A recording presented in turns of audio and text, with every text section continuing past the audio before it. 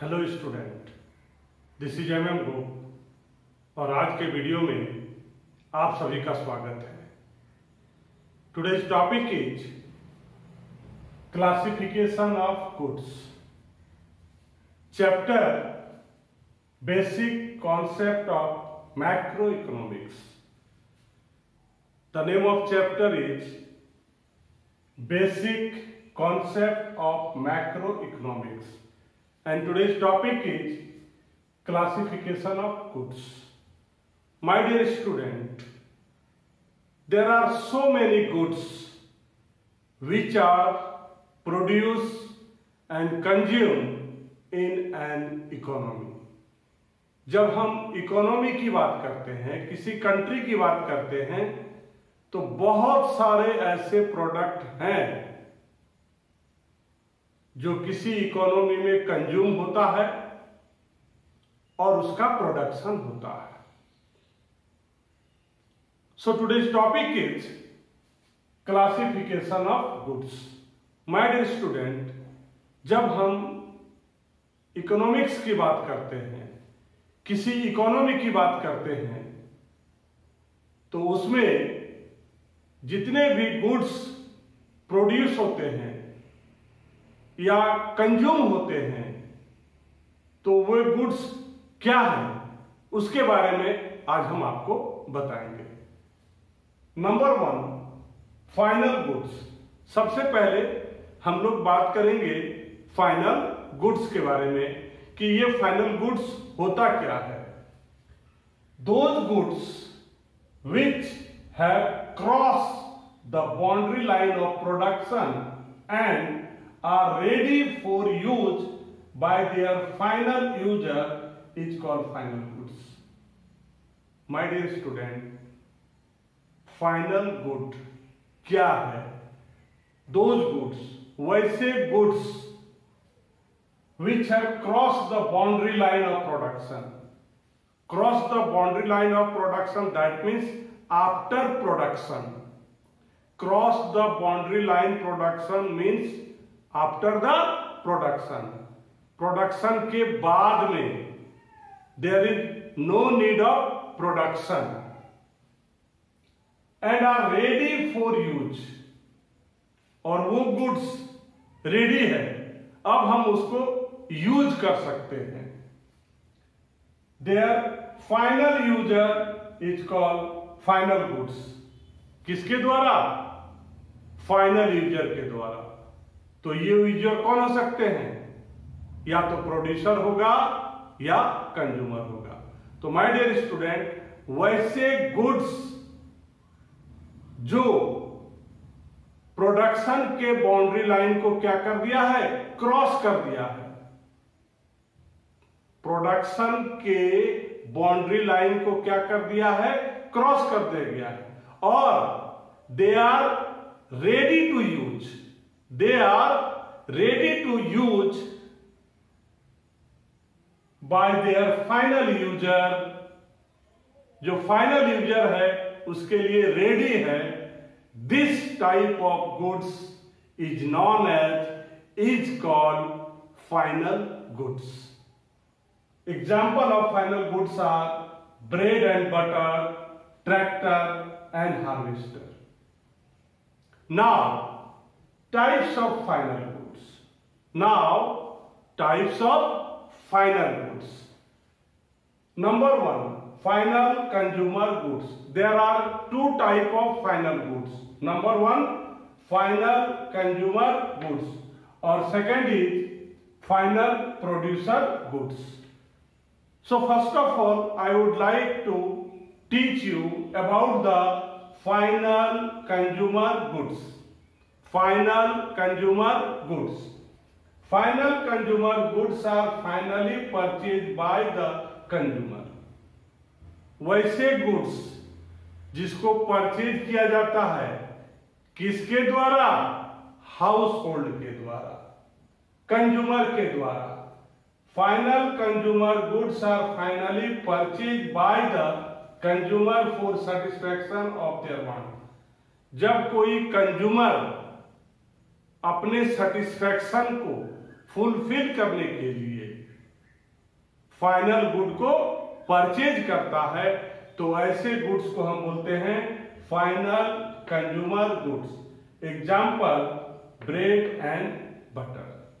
My dear student, final consumer goods, final consumer goods are finally purchase. ये कौन purchase करता है? Consumer. किस लिए? अपने वांट्स को, जो उसकी चाहत है उसको सेटिस्फाई करने के लिए, पूरा करने के लिए। तो वैसे फाइनल गुड्स को हम बोलते हैं final consumer goods. Example bread and butter. Now the second is final producer goods. Second is final producer goods. Final producer goods are finally purchased by the producer. Final goods को कौन purchase करेगा? Producer. कौन purchase करेगा? Producer. अगर producer purchase करेगा, that will be called final producer goods and generally use as fixed asset. और ये जो प्रोड्यूसर होते हैं, ये परचेज करते हैं किस लिए? As a fixed asset use करने के लिए, एज ए एसेट यूज करने के लिए ये लोग परचेज करते हैं।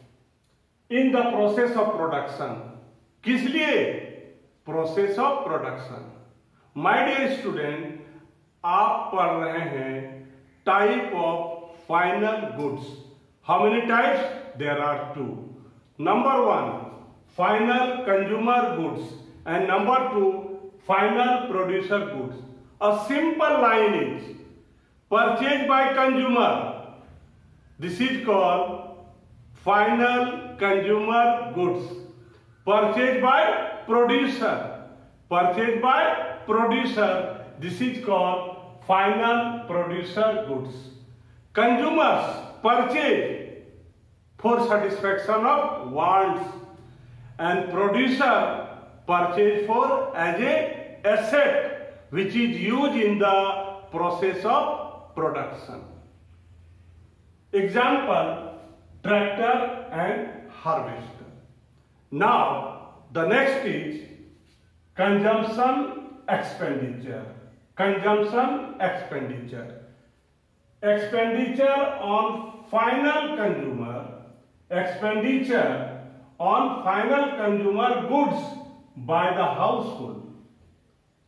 खर्चा होगा, एक्सपेंडिचर होगा, किसके द्वारा? हाउस होल्ड के द्वारा। किसके द्वारा? House hold. हाउस होल्ड कौन? आप हम जैसे लोग। आप हम जैसे लोग को हाउस होल्ड बोलते हैं। ये लोग खर्चा करेंगे फाइनल कंज्यूमर गुड्स में। किसमें खर्चा करेंगे? फाइनल कंज्यूमर गुड्स में। तो ऐसे एक्सपेंडिचर को हम लोग बोलते हैं कंजम्पशन एक्सपेंडिचर। हाउस होल्ड जब खर्चा करता है किसमें? फाइनल कंज्यूमर गुड्स में। हाउस होल्ड खर्चा करता है किसमें? फाइनल कंज्यूमर गुड्स में। तो उसको हम लोग क्या बोलते हैं? Consumption expenditure. सिमिलरली जब प्रोड्यूसर खर्चा करता है, जब प्रोड्यूसर खर्चा करता है किसमें? फाइनल प्रोड्यूसर गुड्स में। किसमें खर्चा करता है? फाइनल प्रोड्यूसर गुड्स में। तो ऐसे एक्सपेंडिचर को बोलते हैं इन्वेस्टमेंट एक्सपेंडिचर। और ये जो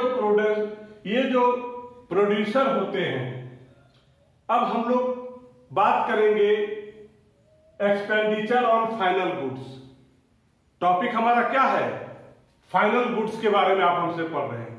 तो फाइनल गुड्स में जो टोटल एक्सपेंडिचर आता है, it will be equals to consumption expenditure plus investment expenditure. Once again, expenditure on final goods is equals to consumption expenditure plus investment expenditure. Intermediate goods. Intermediate goods. Those goods which have yet not crossed the boundary line of the production. My dear student, हम लोग किसी भी goods की बात करते हैं ना, तो उसको रिलेट करते हैं बाउंड्री लाइन ऑफ प्रोडक्शन। क्या करते हैं? Boundary line of the production. अगर बाउंड्री लाइन क्रॉस कर गया है तो वो फाइनल गुड है, और अगर क्रॉस नहीं किया है तो क्या है? Intermediate goods. My dear student, a very simple thing keep in your mind, boundary line of production. इसको ध्यान रखिएगा, बाउंड्री लाइन ऑफ प्रोडक्शन। अगर बाउंड्री लाइन पार कर गया है फाइनल गुड्स है, अगर पार नहीं किया है तो क्या है? इंटरमीडिएट गुड्स है। So those goods which have yet not crossed the boundary line of the production and value of still to be added these goods, उसमें हम लोग और वैल्यू ऐड कर सकते हैं, उसमें हम लोग और वैल्यू ऐड कर सकते हैं, and which are yet not ready for use by their final user, और अभी भी वो रेडी नहीं हुआ है किसके लिए? फाइनल यूजर के लिए। तो ऐसे गुड्स को हम लोग बोलते हैं intermediate goods. It can also say intermediate goods are those goods which are purchase by one firm from another firm. Intermediate goods को हम दूसरे शब्दों में कह सकते हैं जब एक फॉर्म दूसरे फॉर्म से क्या करता है? परचेज करता है। एक फॉर्म दूसरे फॉर्म से परचेज करता है, किस लिए? एज रॉ मटेरियल और एज गुड्स फॉर रीसेल। दो बातें हो सकती है, या तो उसको रॉ मटेरियल के लिए खरीदेगा या उसको फिर से बेचने के लिए खरीदेगा। लाइक शुगर की अगर आप हम बात करते हैं, तो जब एक फॉर्म दूसरे से शुगर खरीदेगा तो वो क्या करेगा? बेकरी में केक बनाने में उसका इस्तेमाल करेगा। ऐसे समय में शुगर क्या हो गया? रॉ मटेरियल हो गया। और कभी कभी लोग क्या करेंगे? एक से शुगर खरीद करके और फिर ये शुगर को बेचेंगे, तो ये क्या हो गया? रीसेल हो गया। तो माय डियर स्टूडेंट, आप पढ़ रहे हैं इंटरमीडिएट गुड्स। सिंपली हम लोग बोल सकते हैं जब एक फॉर्म किसी दूसरे फॉर्म से गुड्स खरीदता है और उसका पर्पस दो चीज हो सकता है, either use as raw material और रीसेल, तो ऐसे गुड्स को हम बोलते हैं intermediate goods. Now example, shirt purchase by firm X from firm Y. अगर एक फॉर्म जिसका नाम एक्स है एक दूसरा फॉर्म जिसका नाम वाई है, उससे क्या खरीदता है? बहुत सारे शर्ट खरीदता है। किस लिए? रीसेल करने के लिए, फिर से उसको बेचने के लिए। Because value is to be added to the shirt through resale. तो अगर मान लीजिए किसी से खरीद करके बेचता है तो फिर उसको क्या बेनिफिट होगा? उसको बेनिफिट कैसे होगा? उसके अंदर में वैल्यू ऐड करेगा। क्या करेगा? जिस प्राइस पर वो परचेज करेगा उसमें अपना क्या करेगा? वो वैल्यू ऐड करेगा, उसके बाद उसको फिर से बेचेगा। This is resale. So shirt purchase by firm X from firm Y for resale because value is to be added. जब वैल्यू ऐड करने की बात होती है इंटरमीडिएट गुड्स, वैल्यू ऐड करने की बात होगी तो क्या होगा? Intermediate goods. और अगर वैल्यू ऐड करने की बात नहीं होगी, that means it will be the final goods. Next is intermediate consumption. अब हम लोग बात करेंगे intermediate consumption. Expenditure on intermediate goods by the producer. एक प्रोड्यूसर इंटरमीडिएट गुड्स में क्या करता है? खर्चा करता है, एक्सपेंस करता है। कब? ड्यूरिंग एन अकाउंटिंग ईयर, एक accounting year, that means April 1st to next year 31st March, this is called an accounting year. My dear student, April 1st, from April 1st to next year up to 31st March, the session is called an accounting year. So my dear student, हम लोग बात कर रहे थे intermediate consumption. कोई भी producer intermediate goods पर खर्चा करता है, कब? ड्यूरिंग एन अकाउंटिंग ईयर, तो इसको हम लोग क्या बोलते हैं? इंटरमीडिएट कंजम्पशन बोलते हैं। Now a formula, gross value added is equals to value of output minus intermediate consumption. क्या मतलब हुआ कि अगर आपने मार्केट से वुड खरीद के लाया, फेविकॉल लाया, कांटी लाया और आपने एक चेयर का निर्माण किया, तो चेयर को जिस प्राइस पर आप बेचेंगे that will be the value of output. वो हो गया वैल्यू ऑफ आउटपुट, जिस दाम पर आप बेचेंगे। और आपने जो मार्केट से रॉ मटेरियल खरीद के लाया, वुड लाया, प्लाई लाया, कांटी लाया, फेविकॉल लाया, this is called what? Intermediate consumption. और ये दोनों का जो डिफरेंस वैल्यू है it will be gross value added. इसको हम लोग बोलते हैं ग्रॉस वैल्यू एडेड। उसका दूसरा नाम है ग्रॉस वैल्यू एडिशन, और भी इसको हम बोल सकते हैं gross product of the producer. That means there are 3 name of gross value added. Now one thing keep in your mind, during the calculation of national income there is not included intermediate goods। यहां पर एक बात ध्यान में रखिएगा कि जब आप आने वाले दिनों में नेशनल इनकम पढ़ेंगे तो ये जो हमारा इंटरमीडिएट गुड्स है इसको हम लोग during the calculation of national income we can't include this one. Now my dear student, अगर आपको मेरी वीडियो अच्छी लगती है तो प्लीज मेरे चैनल को सब्सक्राइब कीजिए। Thank you.